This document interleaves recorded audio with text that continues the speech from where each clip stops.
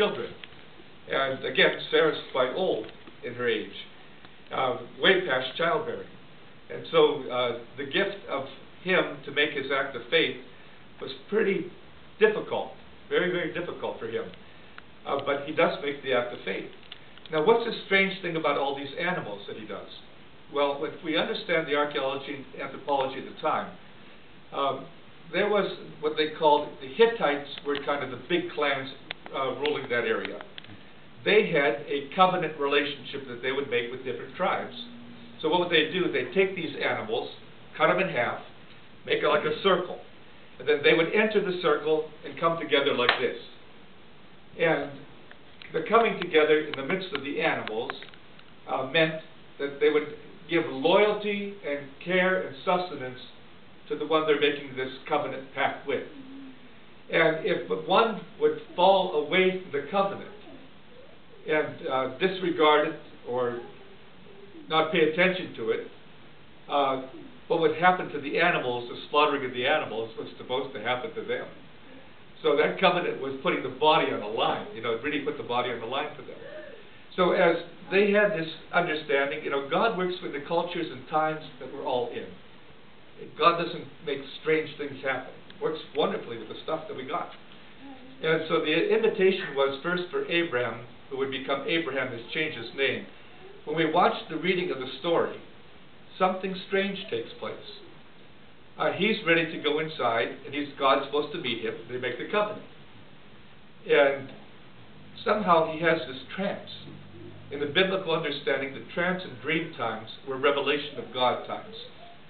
And so, instead of going in to do the covenant work with the other party, God, he falls asleep like it has his trance. It has the vision then of the fire of God, representing God, going through the animals. The meaning of this is, God is saying to Abraham, you really can't fulfill the covenant with me. You're too weak. You'll fail. You'll sin. I'm not going to have you put your body on the line. Instead, I will give unconditional love to you. Unconditional love to you. Unconditional mercy to you.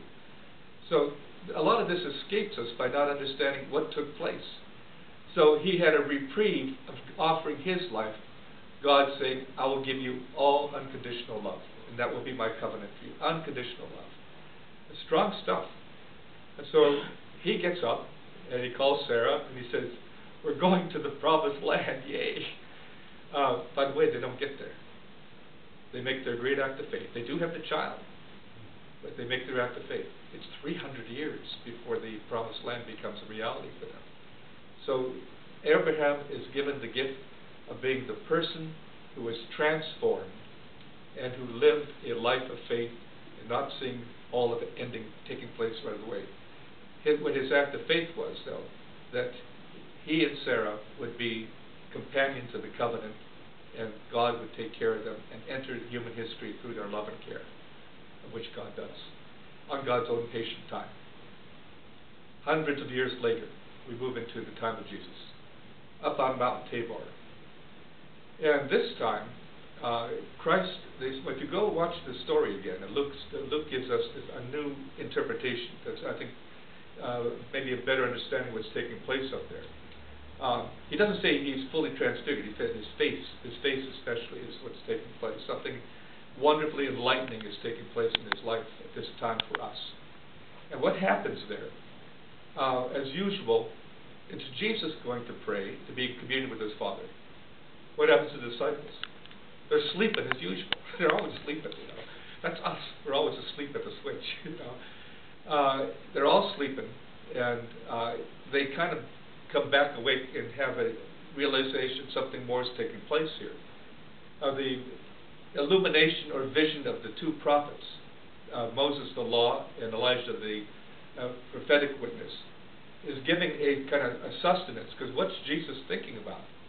All this time he's been in Galilee, going up and down Galilee, preaching, healing, taking care of people, driving out demons, getting disciples together. And then all of a sudden, he gets this seemingly strong inspiration of the Spirit that the Father gives him in his prayer time with him. that the mission has to go somewhere else. Remember that covenantal relationship with Abraham. God saying, I will give you my love. Christ is the voice of the love of God for us. And so what happens is when the two come together, the inspiration is, I got to go to Jerusalem. Well, by this time, the wanted posters were up. Jesus of Nazareth, wanted, dead or alive, better dead. And so the gift on the mountaintop for the disciples was to understand that the word that the prophets used and Moses used, that you're going to have an exodus. The Greek exodus is interesting. There is the word called exodus in Greek. It does mean exit, but it means an exit of life to death. You know, you're leaving your life. You're exiting your life.